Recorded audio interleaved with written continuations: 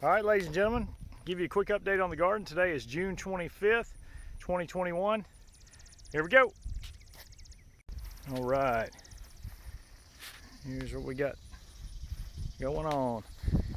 Potatoes still rolling. Here's our cherry tomatoes coming in. Here's our green beans.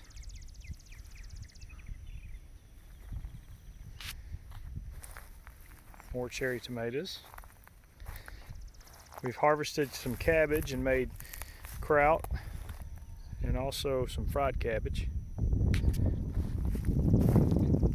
More tomatoes.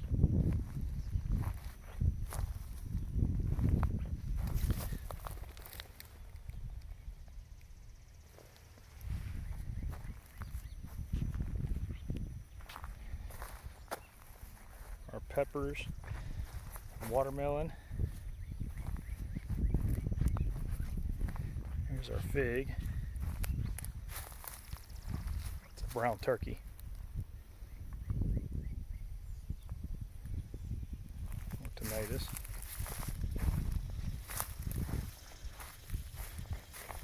More tomatoes here.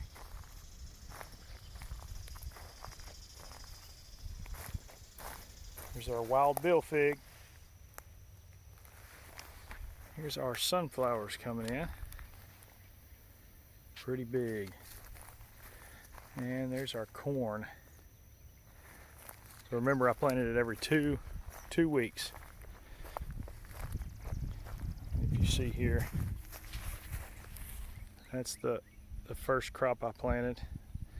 That's an early sun gold sweet corn. It only gets about 4 foot tall. Produces corn, I think 40 days, pretty quick. Then we came in and we put in some peaches and cream right there 2 weeks later. That's what we got going on here. And then 2 weeks later we put in another batch of peaches and cream. And we also put that last batch of peaches and cream we put down here also. So if you see the corn here, let me show you. It's putting on, starting to cob there. And every one of these silks right here, every one of these silks have to have a pollinator to pollinate that corn. So when you do your corn, you want to do them in like 4x4 or 6x6 rows. So it gets nice and pollinated. If you ever get corn that are missing kernels and everything like that, that's because it's not been pollinated well. If you do it in little batches like this right here, it'll get pollinated well. Here's our other fig. That's a Celeste fig. It's doing nicely. Our sunflowers again. Those things are humongous, starting to get huge. Of course, our kale. We got our sweet potatoes down through here going.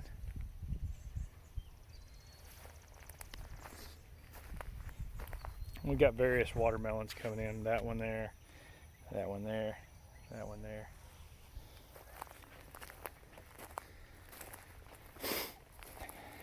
Transplanted some tomatoes over through here. They didn't make it. So this is the lone one that made it here. He's still doing pretty good. That one's struggling a lot. There's our onions. These were grown by little bitty bulbs. These were the bulbs in the ground, and you see the size of these right here. They're not very big. I think they probably will. They'll get quite a bit bigger, but I want to show you the difference in these onions here and those onions over there. And those were the plants, the little slips. These were the little bulbs. Big difference. Got our potatoes down through here. We're going to harvest those here soon. We got more peppers coming in. Peppers down that row. And then here's our onions. These things are getting massive. These are a candy onion. That's the variety, candy onion. And here in Tennessee, I think it's an intermediate onion. We want a short day or intermediate onion. These things, I highly recommend ordering seeds from a candy onion and starting your own plants. Because this is, I mean, just crazy how big.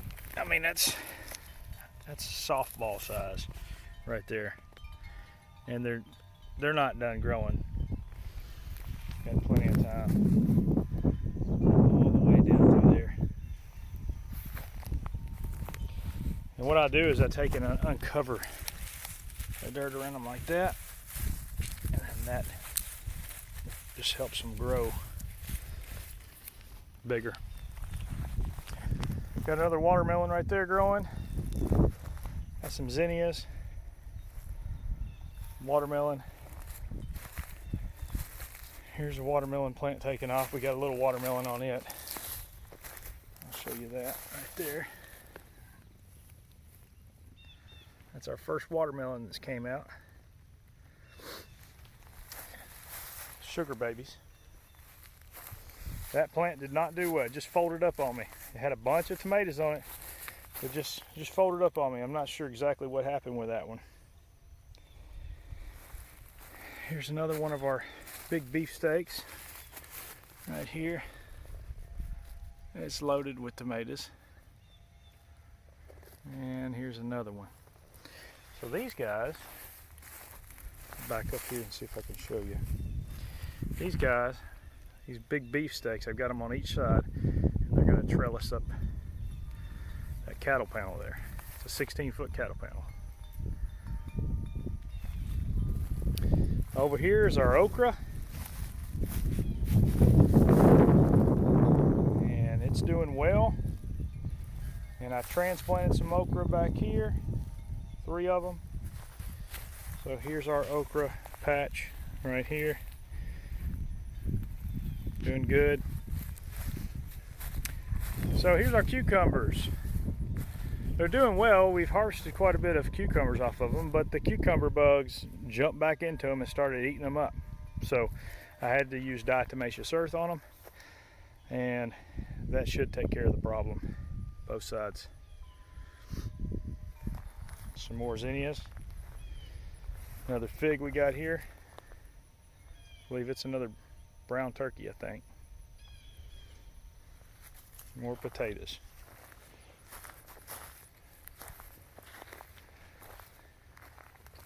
Take you over here real quick. Here's our cherry tomatoes on the other side of this arch trellis. So we got 2 cherries, 1 on each side planted. They're going to meet up in the middle. Here's our green beans from the other side of that one. We planted green beans down through here and over there, and as you see, they're going to start to meet in the middle. There's another cherry tomato right there. Here's some more beefsteak tomatoes we got. I'm single stemming these. Now, if you see, this thing has got, I mean, it's loaded. Loaded. Top to bottom in tomatoes. So I'm single stemming that one all the way up. That means taking those suckers out. I'm suckering every one of those. And this one, same way. It's got some big fat ones starting down there. A bunch of them here. So, all right, folks. I'll do an update here soon. Actually, I'll tell you what. I'm going to take you up. I'm going to pause the video and I'm going to take you up to the kids' garden real quick to give you a quick update of that. But just to show you. All right, give you a quick update on the kids' garden here. We've got potatoes that are still growing in here. We'll be harvesting before too long. Peppers. Oh, that's pepper. This over here is little. It's a cherry pepper. They produce those round peppers. You can pickle them. And we've got, this is Brady's bed here. We've got a bunch of tomatoes on this one. I tried a single stem and it forked on me. I just let the fork go, but I'm gonna try to pick off all the other suckers other than that. But It's loaded.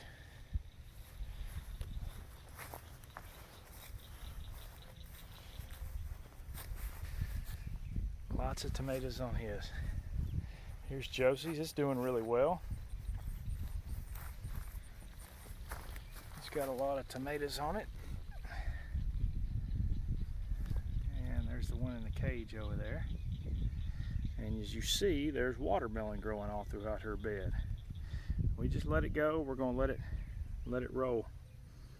Here's little cherry peppers that are growing.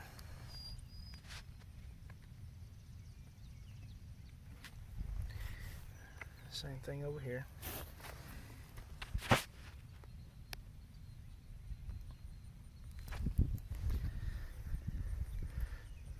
And we've got a hidden sweet banana back here. I really need to try to cut these potatoes back or something. Let that grow. That's the kids' beds, garden beds. Here's the compost.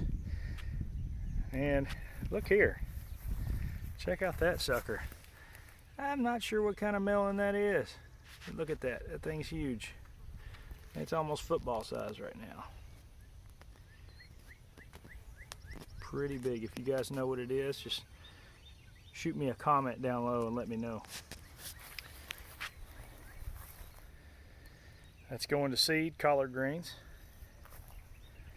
And of course we got potatoes, we got spaghetti squash, we've got tomatoes, we've got all kinds of different things in here. And if you see, let me get down in here. There's another one down in there growing. Oh, we never know what kind of goodies are going to come out of our compost. I usually would have turned this and put it in a big pile by now, but you know what? Every year it grows something, so I don't want to cut it down. So anyways, I'll keep y'all updated. I'm going to take you over to a couple more things. Just to show you, there's our mint bed right there. Crazy mint. And then we got another squash right here that's growing. And Amanda picked one out the other day, but as you can see, here's a little baby one right there growing. Squash over here by our steps here, going up to the driveway. Over here we've got some strawberries. Been producing fairly well. Some old cilantro. I need to save down those seeds right there. That cilantro went to seed. Here's another wild bill fig right here. Okay, more cilantro seed. Let me take you up through here. I'll show you our asparagus bed. So check that out. I've had to stake it up because it's all falling over because it's really windy up here. But you let all this go to fern and then you let it die back. In the wintertime you cut it back to the ground. We'll have a lot of asparagus. Should have a good amount of asparagus.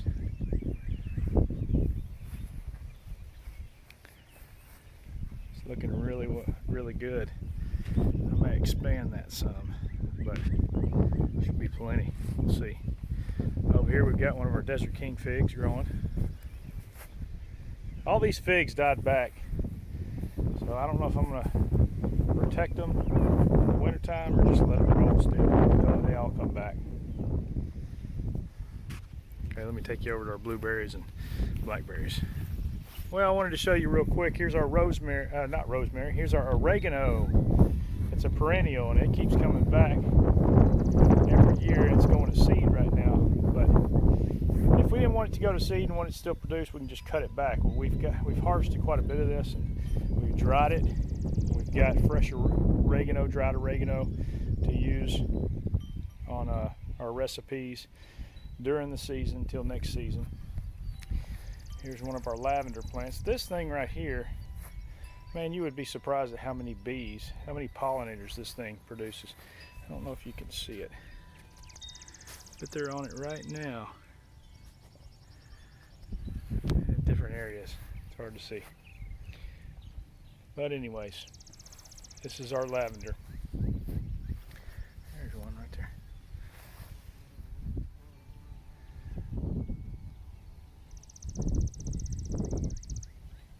Yeah. Here's our patio peach growing nicely. And here's our rosemary bush. It's still doing really well. The kids play basketball up here a lot, so the ball ends up smashing into our rosemary a lot. So I need to come in here and kind of trim it up some. But this thing, it grows like crazy and stays green all year. I mean, fresh rosemary whenever you want it. Some of that dead stuff right there is from the ball snapping off some of these branches, so I need to come in here and trim out them branches. Okay, I'm going to take you down Blueberry Row and Blueberry Fig and Goji Berry Row. So here's one of the wild bill figs that's growing here, doing well. Goji Berry. Here's our blueberries. We've harvested quite a few of these blueberries off these plants down through here, these bushes. Here's another fig. Another blueberry here. There's the old cardinal there spinning. Another blueberry.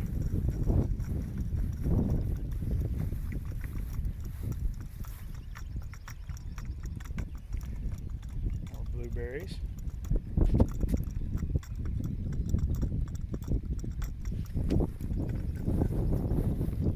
Figs. Blueberries. Blueberries. Another one. We've got a fig down here. Another blueberry here. It's a wild bill fig, by the way. And that's a wild bill fig right here. The variety is actually called Canadria. I call it the wild bill fig. All right, here's our blackberries. Check this out. See all this new growth coming out? That's next year's blackberries. That's where the blackberries are going to come on to next year. And I'll tuck them in the cattle panel after I harvest all of these blackberries. But I want you to see how loaded these blackberries are here. Check this out. These guys are just loaded everywhere.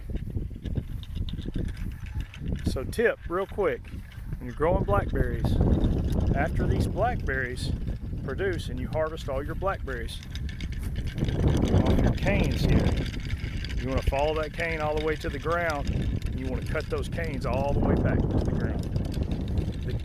The ones that had the blackberries on them this year. The ones that had the blackberries on them this year, cut them back all the way to the ground. Then next season's crop comes off these new vines here, these new blackberry vines, and you'll tuck those into the fence, tie them off into the fence, however you want to do it.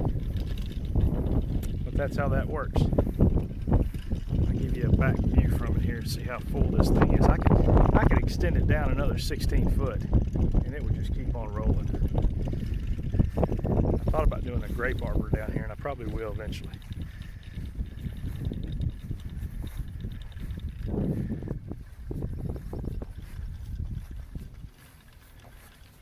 Thing is just loaded with blackberries.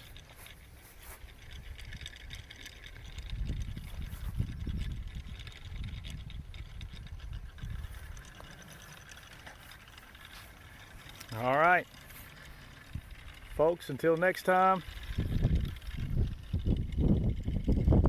God bless.